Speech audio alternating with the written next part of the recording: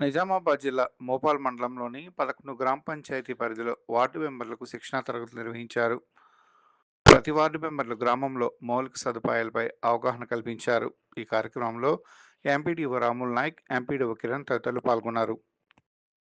పాలకవర్గ సభ్యులపైన మనకు అంటే గ్రామ పంచాయతీని పాలకవర్గాన్ని రద్దు చేసే అధికారం కూడా గ్రామ పంచాయతీకి గౌరవ కలెక్టర్ గారికి పొందుపరచబడ్డదండి.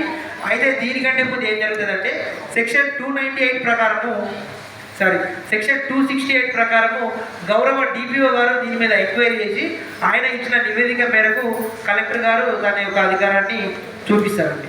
అంటే మన గ్రామ పంచాయతీ పరిధిలో అక్రమ నిర్మాణాలు అంటే ఏ రకమైన నిర్మాణాలు కానీ తర్వాత లేఅవుట్లు కానీ అక్రమ నిర్మాణాలను గ్రామ పంచాయతీ పాలకవర్గం అనేది ఎంకరేజ్ చేయదు అనమాట. ఖచ్చితంగా వాళ్ళకు ప్రొసీజర్ ప్రకారము రూల్ ప్రకారము పర్మిషన్ తీసుకున్నారా, తీసుకున్న తర్వాత వాళ్ళు మనకు ఛార్జెస్ కడతారు, పేమెంట్ చేస్తారు. ఆ తర్వాతనే మనం గ్రామ పంచాయతీ పాలకవర్గం అనేది వారికి మనం పర్మిషన్ ఇవ్వబడుతుంది అనమాట. ఆ తర్వాతనే వాళ్ళు అక్కడ సేల్ అంటే లేఅవుట్లో అయితేనేమో సేల్ చేసుకోవచ్చు, మిగతా వాళ్ళు అయితే కన్స్ట్రక్షన్ మొదలు పెట్టవచ్చు అనమాట.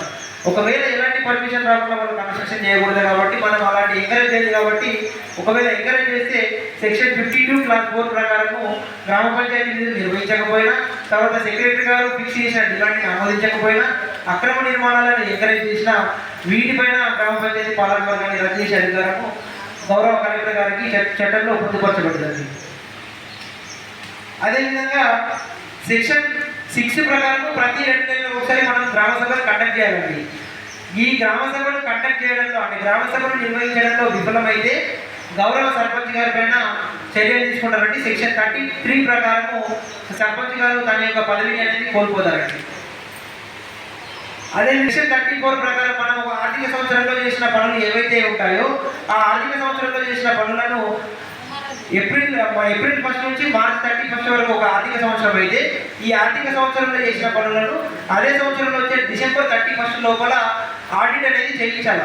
ఈ ఆడిట్ చేయించడంలో విఫలమైతే సర్పంచ్ గారి పైన సెక్రటరీ గారి పైన శాఖపర్యమైన చర్యలు తీసుకుంటారండి. దాన్ని ఏం చెప్తుందంటే మనకు సెక్షన్ 34 ఈ అంశాన్ని చెప్తుంది. అదేవిధంగా సెక్షన్ 32 ప్రకారము సర్పంచ్ గారికి కొన్ని రకాల విధులు బాధ్యతలు అనేవి కల్పించబడ్డాయి. ఆ విధులు బాధ్యతలను నిర్వహించడంలో విఫలమైతే సెక్షన్ 32 క్లాస్ 2 ప్రకారము సర్పంచ్ గారి పైన కూడా చర్యలు తీసుకునే అంశాలను మనకు చట్టంలో పొందుపరచబడ్డాయండి. అదేవిధంగా సెక్షన్ 43 ప్రకారము మనకు పంచాయతీ కార్యదర్శి గారికి విధులు బాధ్యతలు కల్పించబడ్డాయి. వాటిని నిర్వహించడంలో విఫలమైతే సెక్షన్ 43 క్లాస్ 5 పైన కూడా శాఖాపరమైన చర్యలు తీసుకునే పాలకవర్గ సభ్యులు ఏవైతే డ్యూటీస్ ఉంటాయో ఇవన్నీ కూడా కామన్ ఉంటాయండి. ఈ కామన్ డ్యూటీస్నే మనకు సర్పంచ్ గారికి సెక్షన్ 32 ప్రకారం ఆయన యొక్క విధులు బాధ్యతలు అనేవి కల్పించబడ్డాయి. గ్రామ పంచాయతీకి ఒక పంచాయతీ కార్యదర్శి ఖచ్చితంగా ఉండాలనేది సెక్షన్ 42 చెప్తుందండి. అదేవిధంగా సెక్షన్ 43 పంచాయతీ కార్యదర్శి గారి యొక్క విధులు బాధ్యతలు చెప్తుందండి. పంచాయతీ కార్యదర్శి గారి యొక్క విధులు ఏముంటాయంటే పారిశుద్ధ్య నిర్వహణ, మంచినీటి నిర్వహణ, వీధి లైట్ల నిర్వహణ, తర్వాత మొక్కలకు సంబంధించిన నర్సరీ నిర్వహణ. ఇవే కాకుండా గ్రామ పంచాయతీకి సంబంధించిన మ్యారేజ్ రిజిస్ట్రేషన్ కానీ, డెత్ రిజిస్ట్రేషన్ కానీ, మరియు ఇవే కాకుండా ప్రభుత్వ ఆదేశాల మేరకు ఏమన్నా పనులు కూడా వచ్చినాయి అంటే వాటిని కూడా నిర్వహించాల్సి ఉంటుంది. అదేవిధంగా అది ఏ రకంగా అంటే ఎగ్జాంపుల్ ఇప్పుడు ఇందిరామహిళలకు సంబంధించిన పనిని కూడా గ్రామ స్థాయిలో సెక్రటరీ గారు నిర్వహిస్తారు. ఇది కూడా గ్రామ స్థాయిలో సెక్రటరీ గారు నిర్వహించారు. అంటే ఈ రకంగా చట్టం అదేవిధంగా ఎన్నికైన సర్పంచ్ గారు, తర్వాత పంచాయతీ సెక్రటరీ గారు, పాలకవర్గ సభ్యులు ఏమేమి పనులు చేస్తున్నారు, వారి యొక్క రికార్డు నిర్వహణ ఏ విధంగా ఉంది, వారి యొక్క పనితీరు ఏ విధంగా ఉందని తెలుసుకోవడానికి మండల స్థాయిలో మండల పంచాయతీ అధికారి, డివిజనల్ స్థాయిలో డివిజనల్ పంచాయతీ అధికారి, జిల్లా స్థాయిలో జిల్లా పంచాయతీ అధికారి తనిఖీ చేసే అధికారము సెక్షన్ 51 ప్రకారం కల్పించబడ్డదండి. అంటే మనం గ్రామ పంచాయతీలో ఏ పని చేసినా, ఏ రికార్డు నిర్వహించినా వాటిని తనిఖీ చేసే బాధ్యత సెక్షన్ 51 ప్రకారము ఈ ముగ్గురు అధికారులకు వారి యొక్క అధికారాలన్నిటి కల్పించబడేది. అదేవిధంగా సెక్షన్ 52 ప్రకారము గ్రామ పంచాయతీ యొక్క విధులు బాధ్యతలు.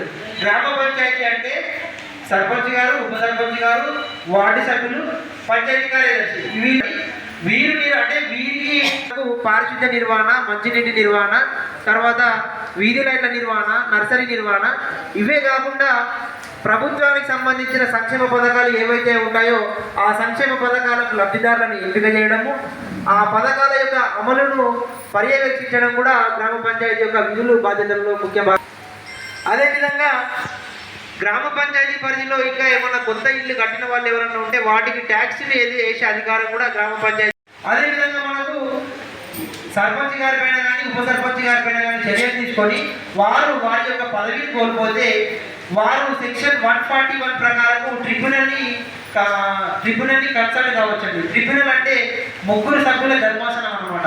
ఈ ధర్మాసనానికి వారి యొక్క పదవిని కోల్పోతే ఆ పదవిని కోల్పోయిన 30 రోజుల లోపల ఈ ట్రిబ్యునల్ని వాళ్ళు కన్సల్ట్ కావచ్చు. అంటే ఆ ట్రిబ్యునల్ అంటే ముగ్గురు సభ్యుల ధర్మాసనానికి కన్సల్ట్ అయితే వాళ్ళు మళ్ళీ తుది ఎంక్వైరీ చేసి తుది తీర్పును అనేది వెలువరిస్తారు అన్నమాట.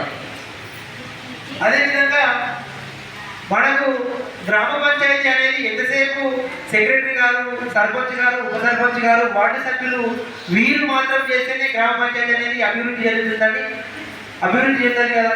సో వీటికి మనతో పాటు గ్రామంలో ఉండే సివిలియన్ అంటే గ్రామ ప్రజలు ఎవరైతే ఉన్నారో వారిని కూడా మనం భాగస్వామ్యం చేయాలా. వారు కూడా ఏమన్నా ఉల్లంఘిస్తే వారి మీద చర్యలు తీసుకునే అధికారం కూడా మనకు గ్రామ పంచాయతీ చట్టంలో పొందుపరచబడ్డది.